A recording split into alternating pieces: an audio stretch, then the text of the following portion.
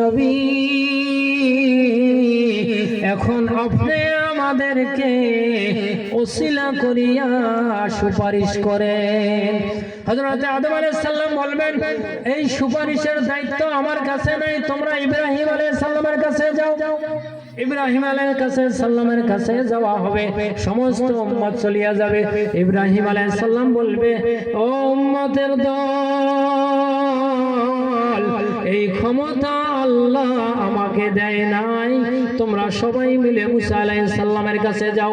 মুসা আলাইহিস সালামের কাছে যাওয়া হবে। আল্লাহর নবী মুসা আলাইহিস সালাম বলে, ও উম্মতের দল, এই ক্ষমতা আমার কাছে নাই, তোমরা যাও হযরত ঈসা আলাইহিস সালামের কাছে। ঈসা আলাইহিস সালামের কাছে যাওয়া হবে। ঈসা আলাইহিস সালাম বলে, উম্মতেরা রে, এই ক্ষমতা আমার কাছে নাই। যখন আমি দাওয়াত দেওয়ার জন্য আমার উম্মতের কাছে চলিয়া গিয়েছিলাম, দাওয়াত আমার কথা নেই নাই, তখন আমি নিজের দেশ থেকে পালাইয়া যাইতেছিলাম। ওই সময়ের মধ্যে সমস্ত কাফেরগুলি আমাকে মারার জন্য ধাওয়া করেছিল। ধাওয়া করতে করতে যখন নিকটবর্তী হয়েছিল, আল্লাহর কাছে দোয়া করেছিলাম, ওই আল্লাহ রাব্বুল আলামিন আমাকে আসমানের দিকে উঠাইয়া নিছে। বলি সুবহানাল্লাহ।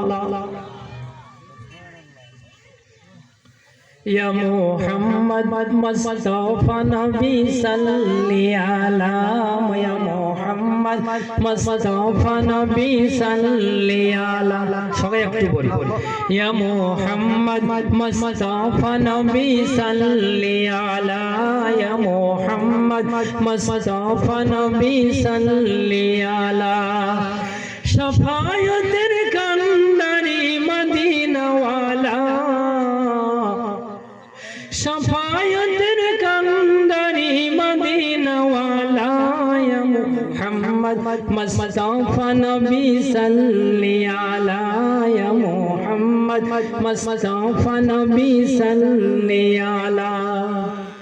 খোদার কাছে নূরেরই তৈরি যিনি, গায়েবের বাণী যার মুখে শুনি, নারে তাকবীর।